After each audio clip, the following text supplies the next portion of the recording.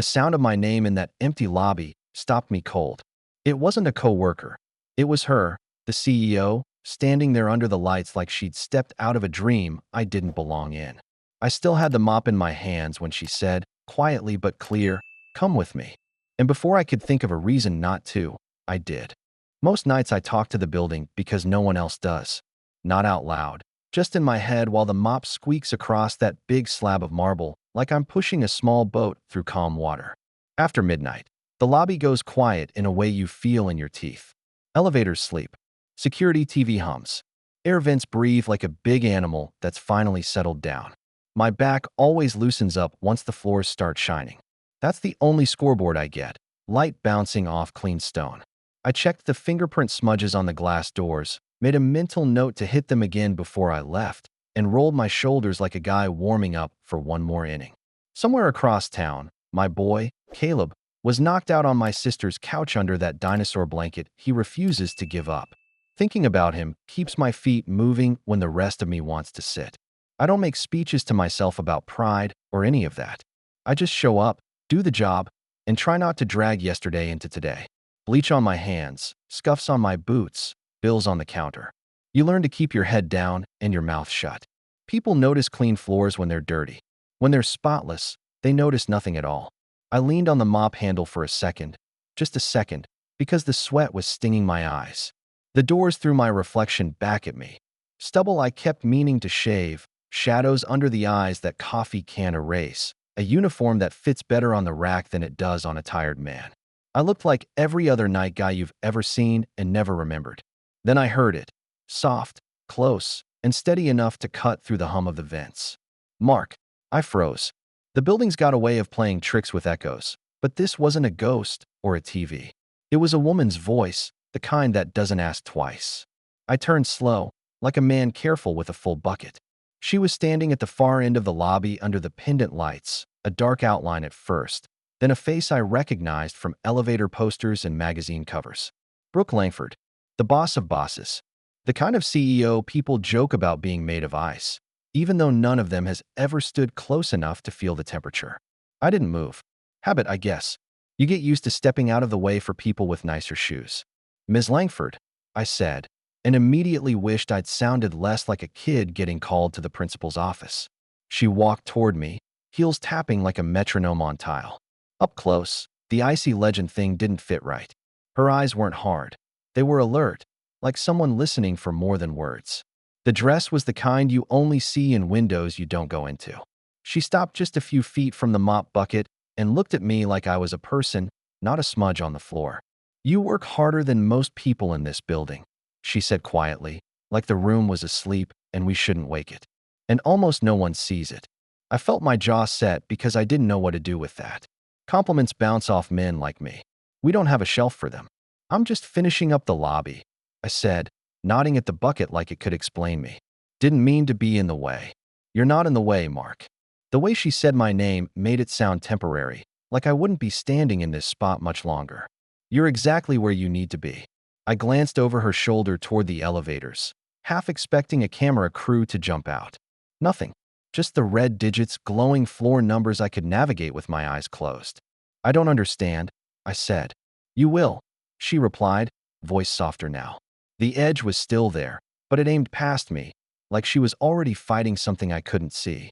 My hands tightened on the mop handle. Years ago, I might have cracked a joke or tried to shrug off the moment. Lately, I've learned to let silence say what I can't. We stood there long enough for the lights to hum a little louder. Then she said, "Come with me." Not a barked order, not a threat, just a simple ask that made no sense in the world I live in. CEOs don't invite night janitors anywhere except to clean up after the party. I looked down at my boots. The toes were gray where the leather had worn thin. I looked at my hands, calluses over old scrapes. I looked back at her. There are times in a man's life when you know if you say no, you'll be telling more than one person to take a hike. You'll be telling your kid, your sister, your tired future. You'll be telling yourself. I set the mop in the bucket, heard the water settle, and wiped my palms on the thighs of the uniform out of habit more than need. "All right," I said, voice rough but steady. "Where to?" Brooke didn't smile. She didn't need to. She just turned toward the elevators and nodded like we'd already started something. I followed her across the clean floor I'd just made shine, listening to our footsteps. Mine heavy, hers certain.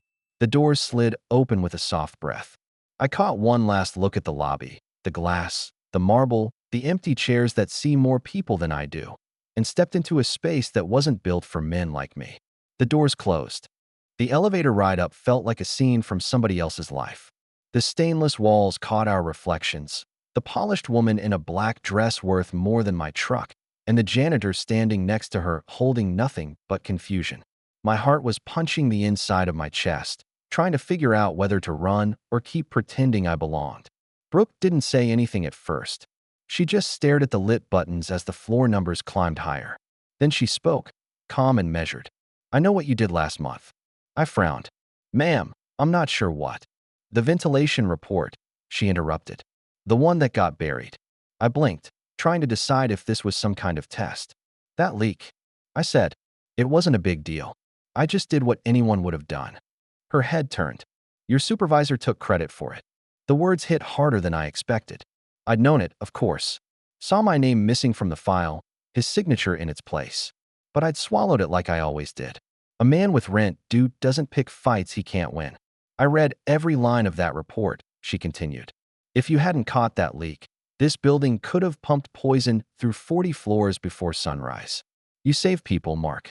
You saved me." I let out a dry laugh. "You're giving me too much credit, Miss Langford. You just noticed what others ignored," she said. "That's what integrity looks like. And it's rare." I didn't know what to say. Nobody had ever used that word about me before. Integrity. Around here, it was just another way of saying you work hard and get forgotten faster. The elevator hummed. She shifted slightly, facing me now. "Do you know why I called you up here?" I shook my head. "Because this company's rotting from the inside. The board's been bleeding it dry, cover-ups, false reports, money laundering, you name it. I'm going to expose them tomorrow morning, and I need someone who isn't afraid to stand next to me when I do." That made me laugh outright. "You want me in your meeting?" "I clean floors for a living, Brooke." Her gaze didn't waver. "Exactly. You work, you see, and you don't sell out. You already stood up once when nobody was looking. That's the kind of person I need beside me." I looked down at my hands, cracked, rough, stained with bleach. They didn't look like hands that belonged in a boardroom. "I've got a kid," I said quietly. "He depends on me. I can't afford to make enemies here." She softened. "That's why I trust you. You know what's real."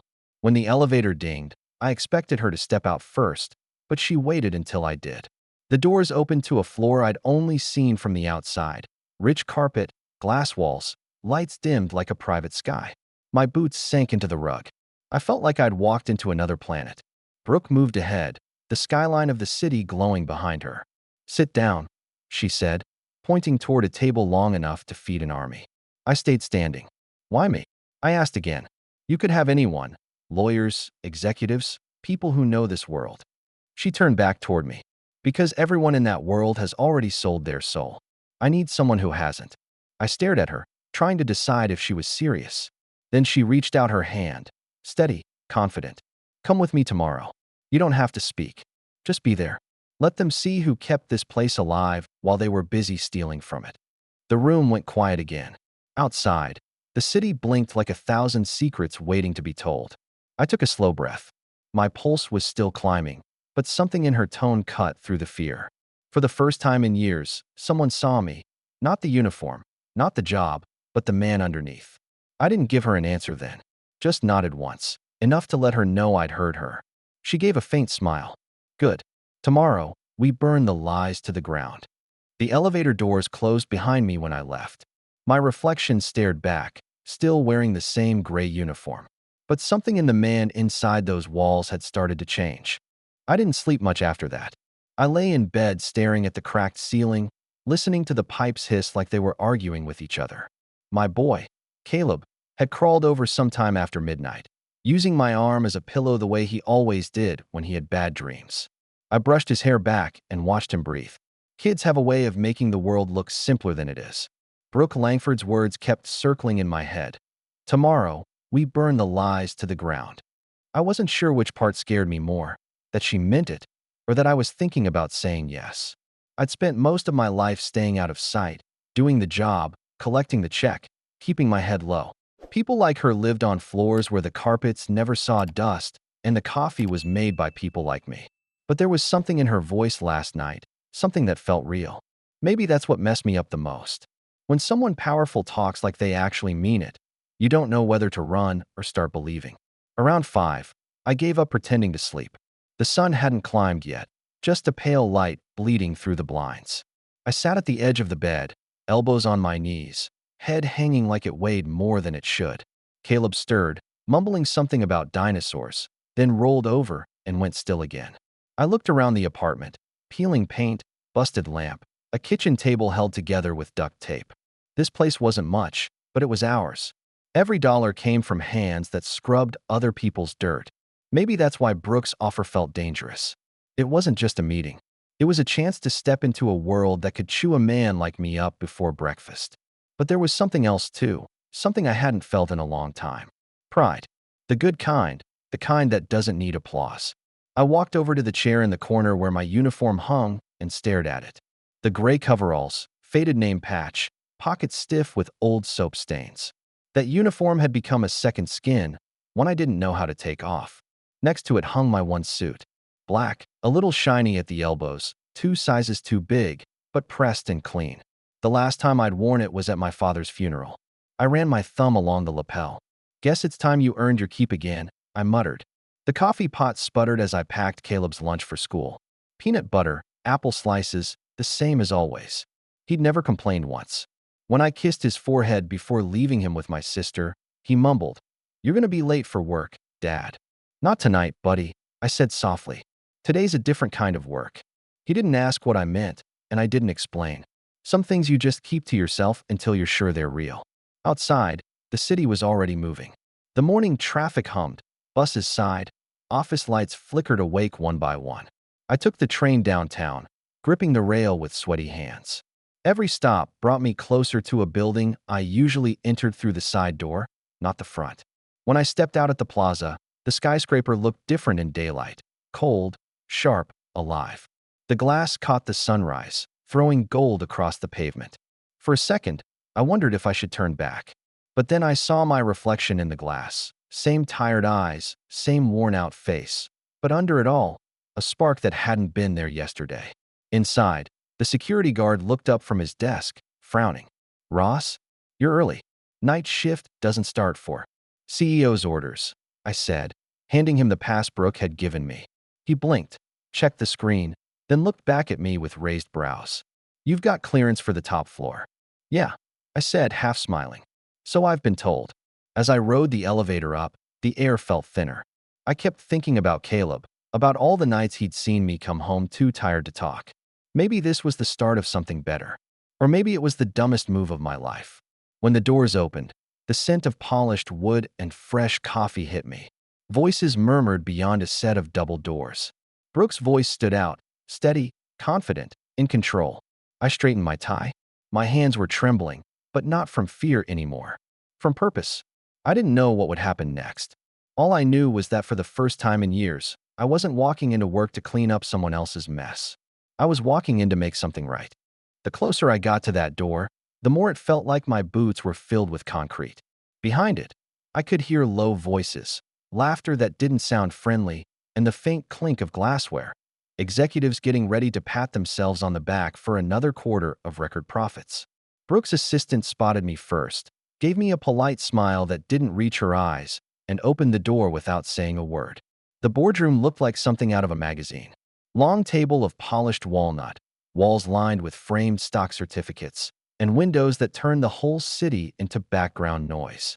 Everyone in there was dressed like money. And then there was me, the janitor in a funeral suit that didn't quite fit. The room went quiet when I walked in. Heads turned. Someone whispered, "Is that maintenance?" Another chuckled under his breath. I almost turned around right there, but then I saw Brooke at the far end of the table.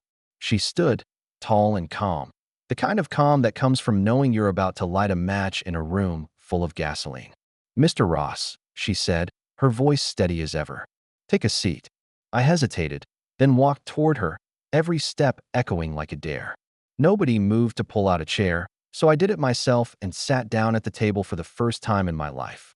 One of the board members, a silver-haired man with a smile you couldn't trust, leaned forward. Victoria, he said, using her first name like he owned it.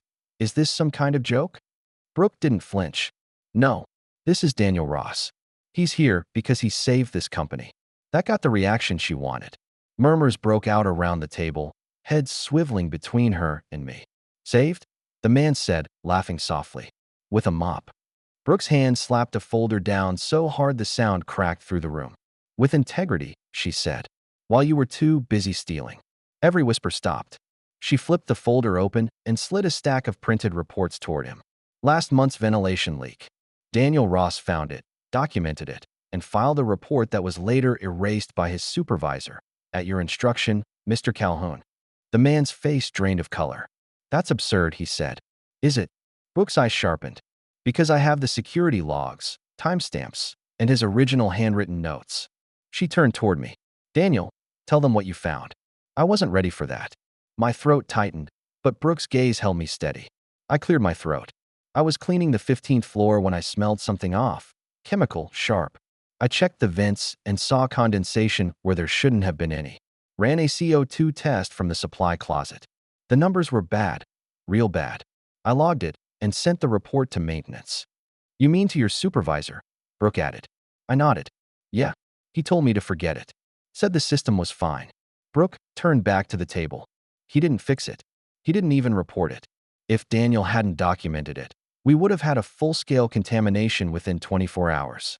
40 floors of toxic air. Do you want to guess what that would have done to your quarterly report? Silence. You could hear the air conditioner hum. Brooke's tone shifted, lower now, but sharper. This company doesn't fall apart because of janitors or secretaries or the people you never bother to learn the names of. It rots because of people like you, greedy, careless, and convinced you're untouchable. Another man tried to cut in, but she raised a hand. I'm not finished. She motioned to her assistant, who began laying out files, fraudulent invoices, hidden accounts, kickback records. The room went from defensive to panicked in less than a minute. Every dirty deal, every dollar funneled through shell vendors. It's all here, Brooks said. I've already contacted legal and the press. By the time we're done, this company will belong to people who actually give a damn about it. One woman hissed, You can't be serious. You're dragging a janitor into this circus. Brooke leaned forward, her voice steady but lethal. Humiliation? That's what you gave him.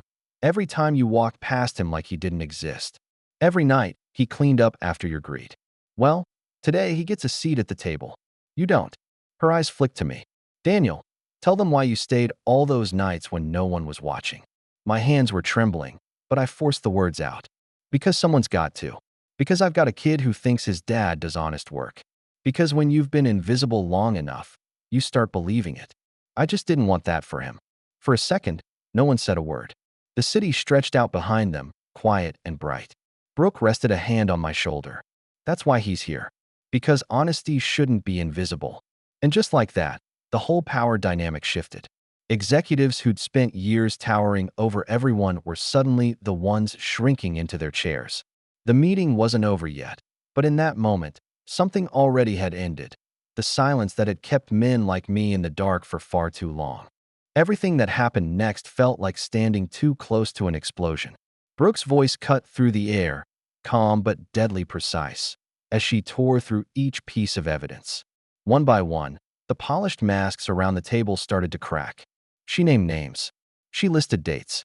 She pointed to accounts that had been siphoning money for years. Every time someone tried to interrupt, she hit them with a document, a signature, a number that couldn't be argued. I sat there watching the kind of people I used to clean up after. Men who'd swaggered through the lobby like they owned the city, now stuttering, sweating, and whispering to lawyers who couldn't save them. The smell of their panic was real, even under the expensive cologne. One guy, Calhoun, the same one who stole my report, slammed his hand on the table. You can't do this.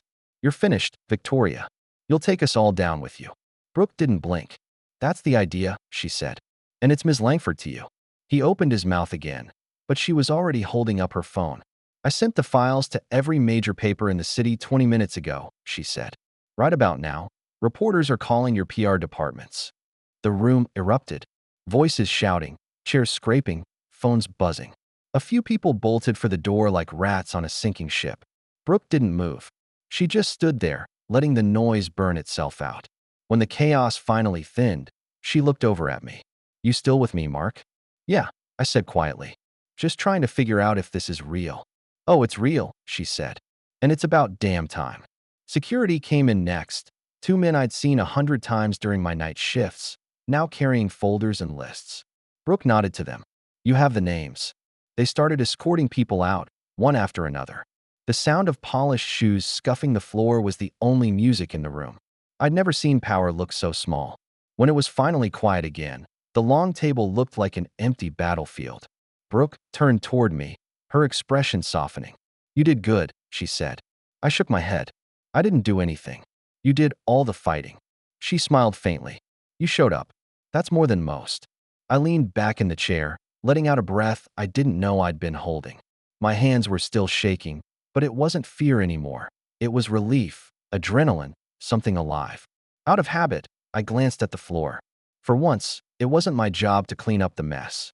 Brooke gathered her papers, slid them back into the folder, and walked to the window. The city stretched out below us, endless glass and motion. "You know," she said, "people think power is what happens up here. But it starts down there, in the people who keep everything running when no one's watching." I joined her at the glass. "Down there's where I live." She turned her head slightly, eyes steady on mine. "Not anymore." I didn't know how to answer that. The idea of not being invisible scared me as much as it thrilled me. I'd spent so long blending into the background that standing in the light felt dangerous. Then my phone buzzed. I pulled it out, expecting another spam text, but it was from Caleb. A picture. A stick figure holding a mop next to a tall building, a big crown drawn above his head. He'd written in shaky letters, "That's you, Dad." My throat tightened. I showed it to Brooke without saying anything. She looked at it, then at me, and smiled. "He's right," she said softly. "You earned that crown." For a second, all the noise of the world faded. The traffic below, the hum of the air vents, even the pounding in my chest. All that was left was a strange kind of peace. Brooke turned back toward her desk, already picking up her phone, already moving forward. "You should go home, Mark," she said. "You've done enough for one day." I nodded, still holding the phone like it was something sacred. "What happens now?" She gave a small shrug. "Now the truth does what it always does. It burns slow, but it burns everything false." I looked around the boardroom one last time. The empty chairs, the city lights, the faint smell of fear still hanging in the air. Then I picked up my jacket and walked out, my footsteps the only sound in that whole glass fortress.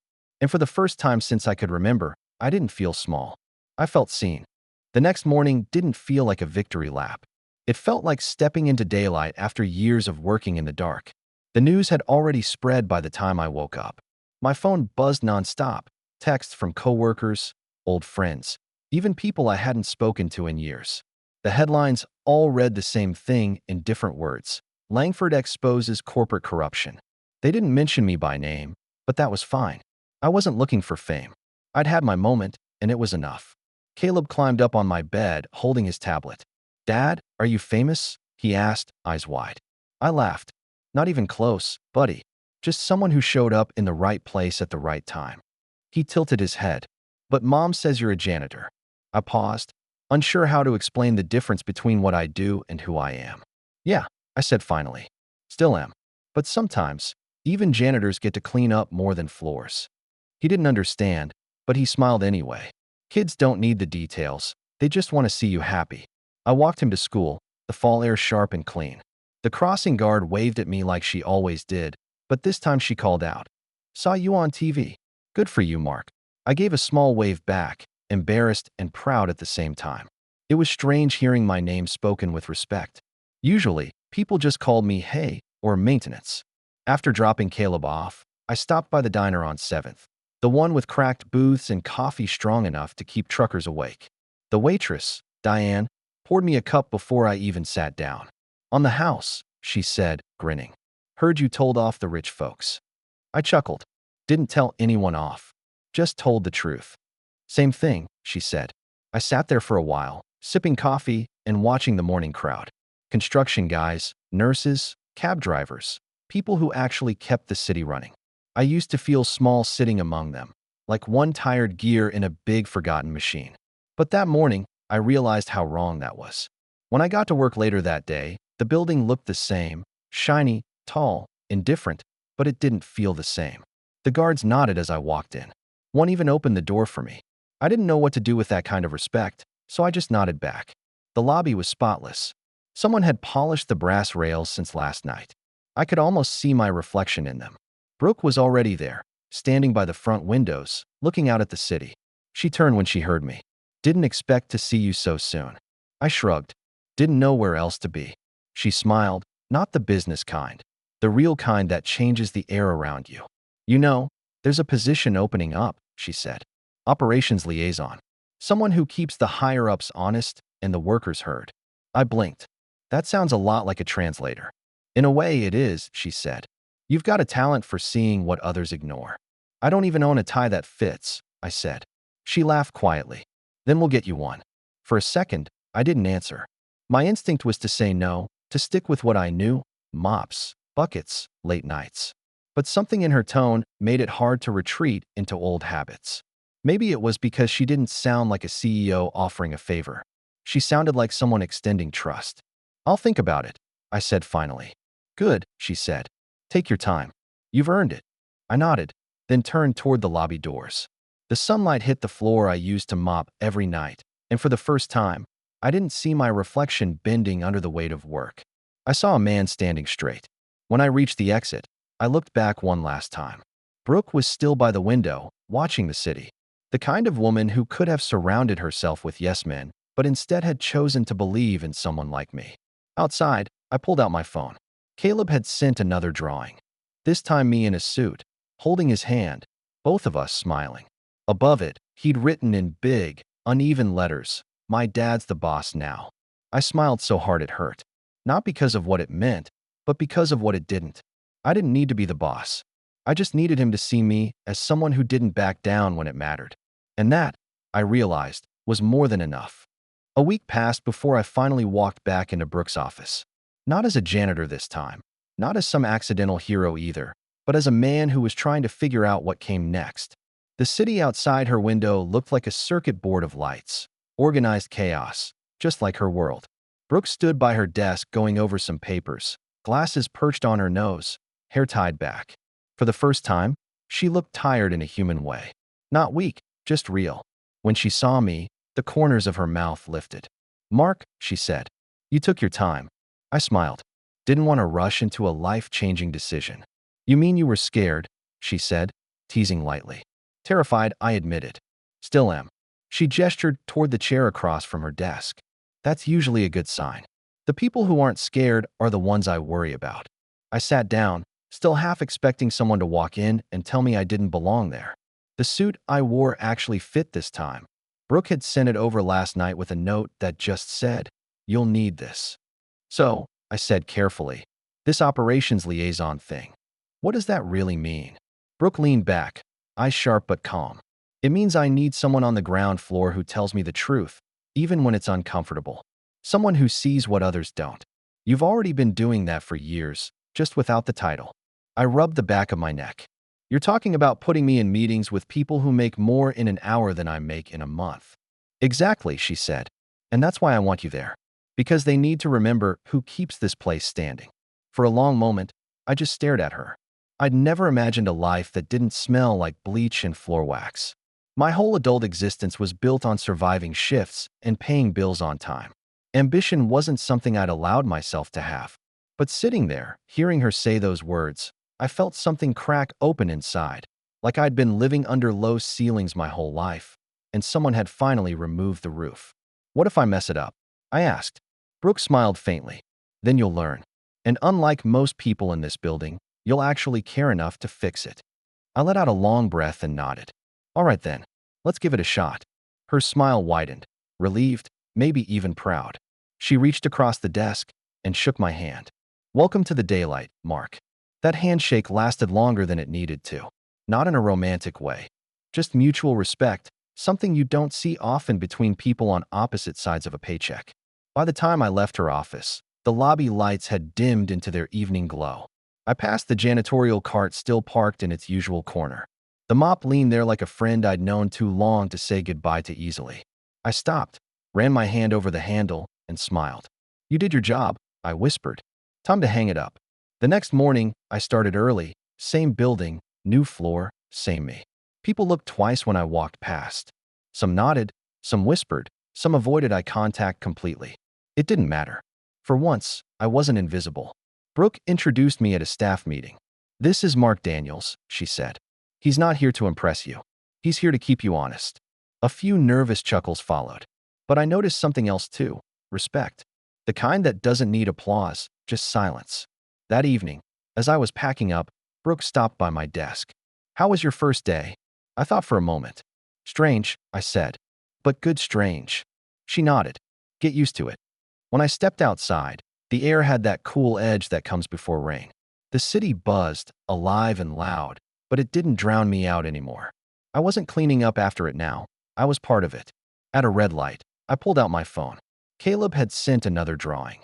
This time me in a suit and him standing beside me holding a little broom like a sword. Underneath, he'd written, "We both clean stuff, Dad." I laughed out loud right there on the corner. He was right. Some people use mops. Some use truth. Either way, you clean up what's dirty. And maybe, for the first time, I felt like I was exactly where I was meant to be. It's strange how quickly life can shift without making any noise. One week you're scrubbing stains off marble, and the next you're sitting in meetings where people actually listen when you talk. I didn't change much, still packed the same lunch, still took the same bus, but something inside me had finally leveled out. The whispers about the janitor who turned whistleblower came and went. News cycles move fast, and the world forgets just as quickly as it notices. That was fine by me. I didn't need headlines. What stayed mattered more, the small things. The way people in the building started saying hello instead of pretending I was part of the furniture. The way security guards offered fist bumps instead of clipped nods. The way Brooke treated me like a teammate, not a token. I started getting used to boardrooms, even if I still caught myself wiping a fingerprint off the glass when I walked by. Old habits die hard. But it wasn't about class or status anymore. It was about contribution, about being seen without having to shout. Brooke kept her word about rebuilding the company. Departments got cleaned out, new ethics rules put in place, and she gave a raise to every night shift worker before the quarter ended. The kind of gesture nobody expected from someone in her position. When she told me about it, I said, "You're going to make enemies doing that." She just smiled. "Then I'll be in good company." At home, things felt lighter too. Caleb had stopped asking if I was tired all the time. Now he asked questions like, "What do you do in meetings?" Or, "Do you tell people what to do now?" I told him the truth. I just remind them what matters. One Friday evening, after dinner, he came over with another one of his drawings. This one was different. It showed him and me standing on a rooftop, looking out at a city full of lights. I had a small crown on my head again, his favorite detail. But this time, he'd drawn one on himself too. I laughed. "Hey, looks like I've got competition." He grinned. "You said leaders tell the truth. So I get one too." That one hit me harder than I expected. I pulled him close, hugged him until he squirmed away, pretending he couldn't breathe. When he ran off to play, I stayed there for a while, staring at the drawing. The crown didn't feel like a symbol of pride anymore. It felt like a reminder, a quiet promise that no matter how high you climb, you never forget where the floor is or who keeps it clean. The next week, Brooke called me into her office late in the afternoon. She was packing up early, which was unusual for her. "Going home?" I asked. "Going somewhere quieter," she said, slipping on her coat. "You ever notice how the city only sounds alive when you stop talking over it?" I chuckled. "You sound like my kid." "Smart kid," she said. Before she left, she paused in the doorway. "You know, Mark, people like us, we don't fit in the stories they tell about success. But maybe that's the point. We build our own." That night, when I locked up, I walked through the lobby one last time before heading home. The floor gleamed under the lights, and for a second, I saw my reflection again. Same man, same face, but not the same weight in his shoulders. I picked up my phone and took a photo, sending it to Caleb with a message, "Headed home, champ. Your dad's still cleaning up, just a different kind of mess now."